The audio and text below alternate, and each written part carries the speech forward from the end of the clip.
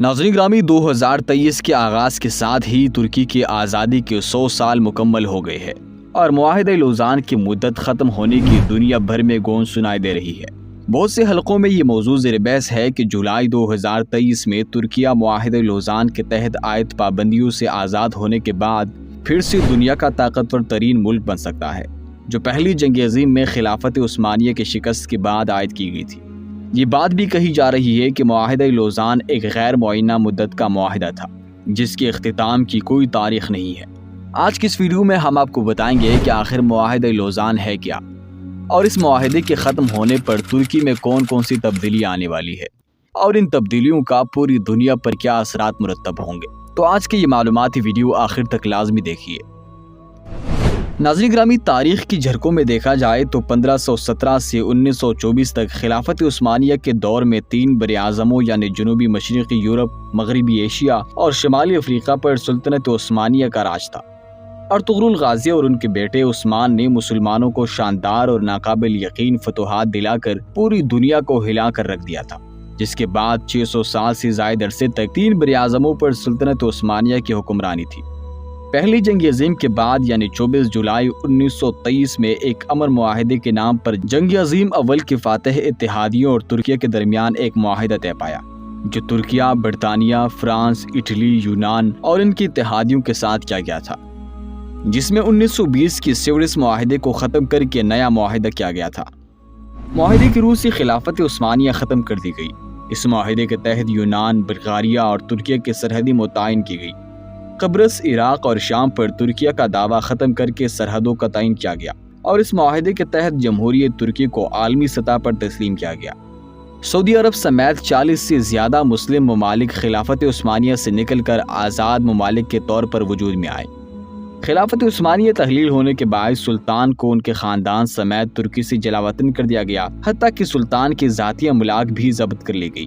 ترکی کو ایک secular state قرار دیا گیا اور جمہوریہ ترکی کو عالمی سطح پر تسلیم کیا گیا۔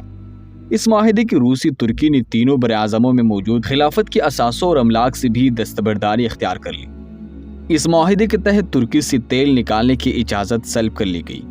ابنائی فورس کو بین الاقوامی راستہ بنا دیا گیا، جس کی روح سے ترکی اپنے سمندری راستے سے گزرنے والی غیر ملکی بحری جہازوں سے کوئی ٹیکس وصول نہیں کر سکتا۔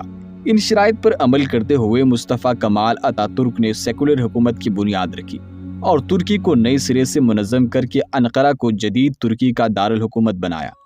ترکی نے لوزان کے معاہدے کے تحت عائد پابندیوں کے باوجود ترقی کا سفر جاری رکھا۔ آج ترک صدر طیب اردوان کی حکومت نے IMF کا تمام قرضہ ختم کر کے ترکی کو IMF کے چنگل سے آزاد کر دیا۔ ترکی یورپی یونین کسٹم کا ممبر ملک ہے، جس کی وجہ سے ترکی کو یورپی یونین ممالک میں ڈیوٹی فری ایکسپورٹ کی سہولت حاصل ہے۔ ترکی میں آبنائے فورس پر قائم باسفورس پل ایشیا کو یورپ سے ملاتا ہے۔ ترکی G20 ممالک کا رکن اور دنیا کی 17ویں ابھرتی ہوئی معیشت ہے۔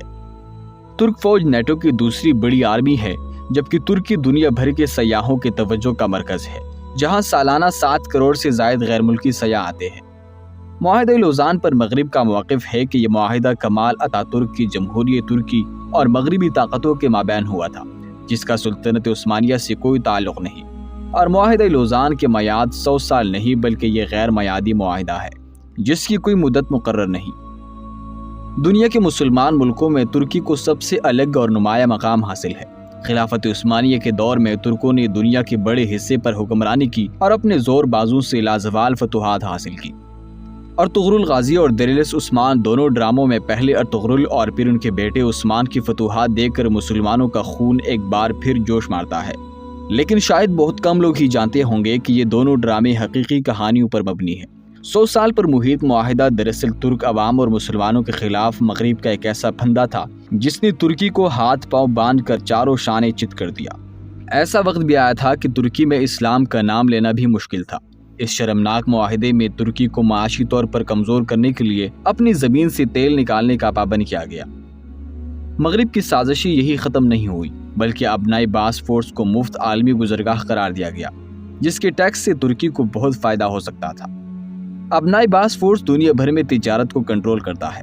اس راستے سے روزانہ سینکڑوں بحری جہاز گزرتے ہیں، لیکن لوزان معاہدے میں اسے بین الاقوامی گزرگاہ قرار دیا گیا تھا اور ترکی کو بحری جہازوں پر ٹیکس لگانے سے روک دیا گیا تھا۔ ابنائی باسفورس کی طرز کی ایک آبی گزرگاہ سوئس کینال کے نام سے مشہور ہے، جو بحیرہ روم کو بحیرہ قلزم سے ملاتی ہے۔ اس سمندر پر قبضے کے لیے امریکہ، برطانیہ اور اسرائیل مصر سے جنگ بھی کر چکے ہیں، اور آج یہ سمندر یومیہ 15 ملین امریکی ڈالر ٹیکس جمع کرتا ہے۔ عالمی ماہرین کے مطابق ترکیہ نے 100 سال تک اس ظالمانہ معاہدے پر عمل کیا، لیکن ترکی 2023 میں معاہدے سے نکلنے کے بعد اپنی سرزمین سے تیل اور دیگر معدنیات نکالنے کے علاوہ ابنائی باسفورس پر ٹیکس لگا کر اپنی معیشت کو مضبوط کر سکتا ہے۔ ترکی کے صدر طیب اردوان بھی 2023 کو اپنے قوم کے لیے بہت اہم قرار دے چکے ہیں۔ اب دیکھنا یہ ہے کہ 600 سال تک دنیا پر حکمرانی کرنے والا ترکی آنے والے سال میں اپنا کھویا ہوا مقام حاصل کرنے میں کیسے کامیاب ہو پائے گا۔ امید کرتا ہوں کہ آج کی یہ معلوماتی ویڈیو آپ کو پسند آئی ہوگی۔ اگر آپ کو یہ ویڈیو پسند آئی ہے تو ویڈیو کو زیادہ سے زیادہ شیئر کیجیے۔